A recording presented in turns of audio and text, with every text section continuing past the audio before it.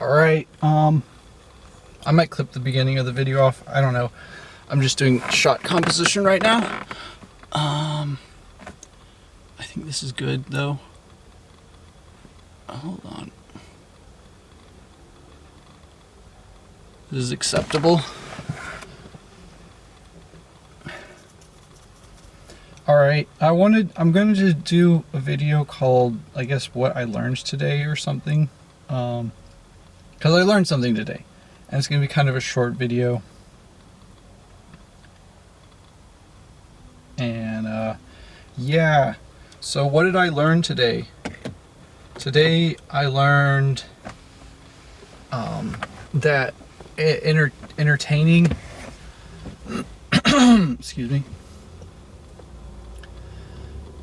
I learned something about entertaining people or being an entertaining person. And what I learned was that expressing enjoyment is a very entertaining thing. If you want to entertain other people, then a good thing you can do is to express your enjoyment. And so for some people that might seem like implicitly obvious, but for whatever reason, I never really clicked with that. Like, in the past, my idea of what it is to be entertaining seemed more like rigid and demanding, and like being the job of being an entertainer seemed taxing. I mean, there's kind of this social expectation about like the Hollywood star, these world stage entertainers who they rise and fall, and just they're you know, a lot of media highlights the struggles and sufferings and sacrifices of entertainers. And I don't think it adequately addresses why they're successful, maybe, because I think there's a lot of value in this, because like, yes, successful entertainers are expressing their enjoyment, and I think that's like that's cool. That inspires me.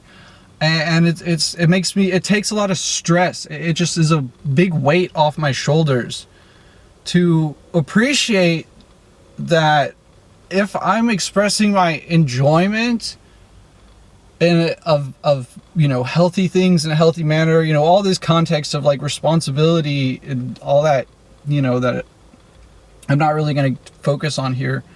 But like, if you responsibly and ethically enjoy something, and if you want to entertain other people, then a way of doing that is just expressing your enjoyment. And so that's what I learned today. That's all I wanted to say, and I wanted to just kind of show, you know, I'm going to actually do it. You know, I'm going to put my money where my mouth is, as they might say, and I'm going to express my enjoyment. I like drawing. You guys know this. So I just want to show you guys some drawings I've been working on, because they're super fun. I really, you know, I'm working on this original species, the Ying contrails. And I've been working on the Ying species for a while. I've gotten kind of comfortable with like them as a species, and I've begun to practice individual character design. And so this is mostly one of the characters that I'm working on, who has, I mean, you know, he's got a lot of names, but like Maggy and Edgelord and Maggy are the two most common names that he has. Edgelord was first as far as like the linear creation of this character. I'm not sure about canonically. I haven't established that, where his names came from, beyond what I'm going to explain now. You know, So Maggy has a job. Maggy, works with the Ying World government. And so Maggy's formal title, Edgelord's title, is Lord Margrave or Maggrave. And so you'll notice this a lot where like the realm name, the name of the realm, that usually I'm going to be calling it Ying World, and Maggy will too, because it's a lot easier to say Ying World than Lakeland Platgia. But the technical name of the realm that these creatures, originated and exist in is Platlands Lake, because there's 8 different ways actually to say the name. Lakeland Platgia, Lakeland, and so you can see there's 4, the Platgia, Lakeland, and any arrangement of those 4 terms, usually the Plat and the Gia, or the Gia and the Plat go together, and the Lakeland, land, lake go together. But that's kind of something, and it's how I create, but it's also like canonical as far as the Yings and the Ying species and their linguistic structure, is that they will use multiple spellings of the same word, or multiple orders of the same word or idea, and they'll also have multiple names. Hence Maggy, Edgelord, and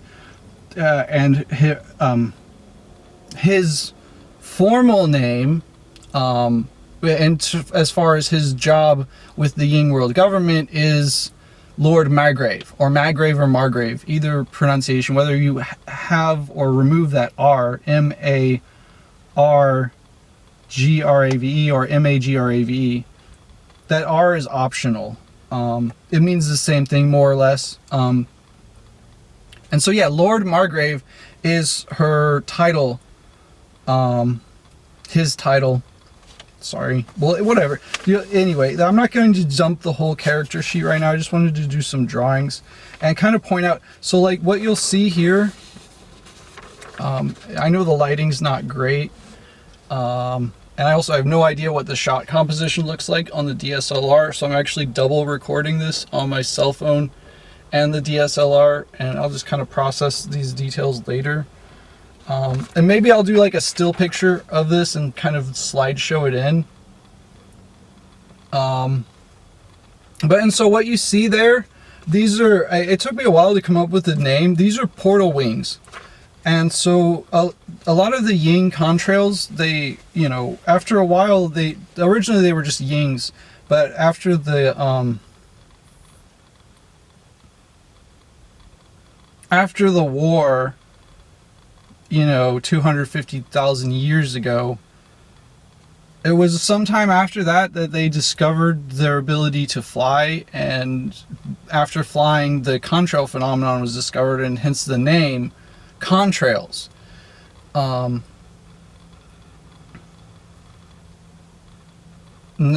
so they're, once again, we have 2 names to describe the same creature, the same thing, the Yings and the contrails. But to the point of this creature in particular, these are portal wings.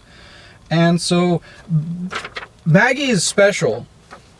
Maggy is special because he's the only one in the known realm who can use portal wings between worlds.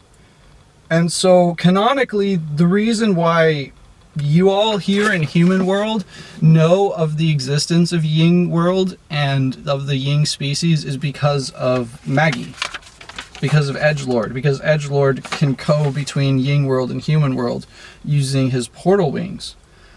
And so other contrails are born with the ability to grow portal wings, or it is a big theme of the nature versus nurture.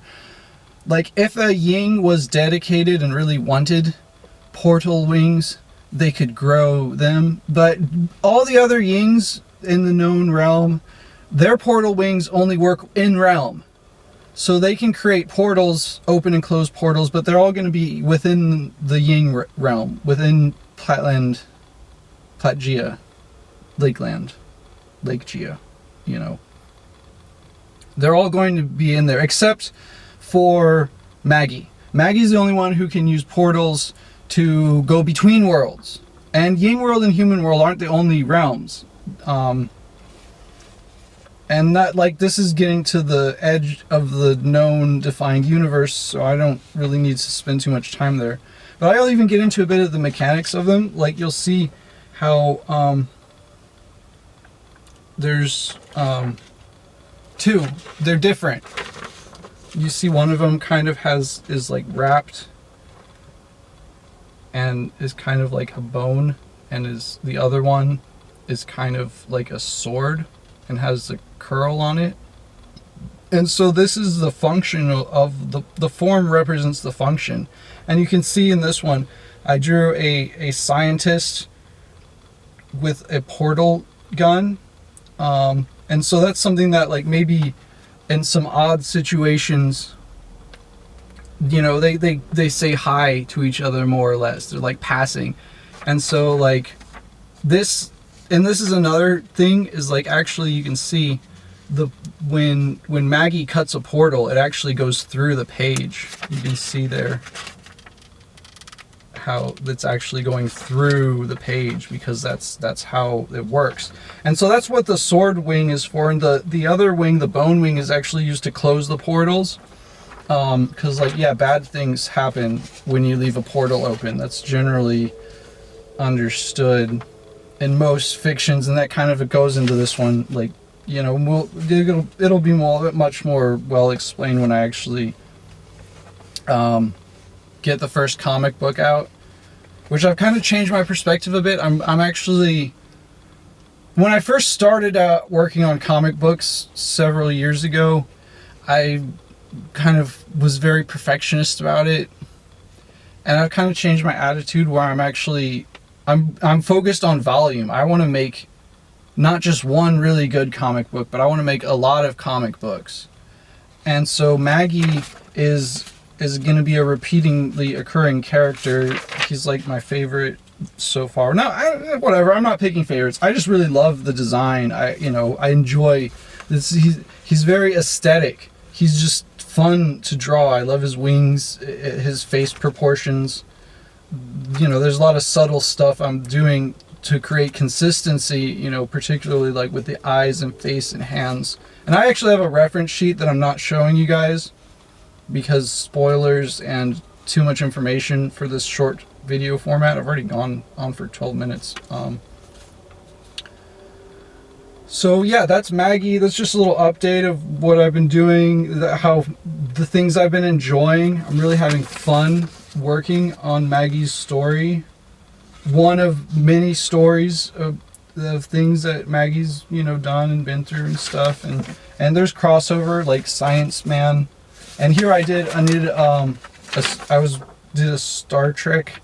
See, like, I'm not, you can see right here, like, kind of with the science guy and this well, I guess whatever, you know, Trekkie character, that I'm not that great at drawing humans, and that's okay, you know. I mean, that's what AI's for. Spoiler alert. I haven't 100% decided my methodologies, but I'm, you know, if I'm focusing more on volume, there's definitely going to be AI use, and that's fine, because, like, the focus is, you know, it's not just about how well I can draw a human in a single frame in a comic book. Like, that's not what I'm trying to do here. I'm trying to, you know, tell a story as much as entertain. You know, I'm enjoying my own creative process, because it's totally reasonable, you know. Like, I know I'm a maybe not the most average person, but I'm not going to be gaslighted out of my own enjoyment of life and the creative process. So, like, I've had a lot of fun. These are like some of my most recent drawings. You can see some, you know, a rare example of a Ying where you can see both the eyes instead of the profile, which they're, you know, for reasons. You almost always see Yings in profile. but you can see them head on. I bet that's way out of focus on the DSLR. That thing's not even running in autofocus. It's like set to focus here. I might have to scrap that footage. I don't know. This is fun. This is a learning experience though too. If this goes well, I'm gonna keep doing this format. Cause like I talked about it in the video that no one's going to be watching anytime soon, about quality, and that's why I hesitate. Like, I'm a bit of a perfectionist, so I don't really want to do stuff like sitting in a car talking videos. But here we are, because to me, like, I've been learning so much lately. And I'm really enjoying the process of learning, doing a lot of self-reflection and learning about, how I can be more socially engaged and less isolated, because I enjoy communicating with people, even if it's through YouTube videos. And I enjoy the process of making YouTube videos as well. Like, all of this is just, this is me expressing my enjoyment in these various activities. And now with my greater understanding that I gained today, that I'm not wrong, in expressing my enjoyment. Like, this is not wasted air time. I am a passionate individual, and for the vast majority of my life, I didn't let myself express my passions, and I'm going to make an effort to change that. For my first and foremost, I'm going to be more expressive of my passions in life to help myself, live a better quality of life, reduce stress, reduce pain, and also because they're passions. Like, I love this stuff. I love this wild, creative world.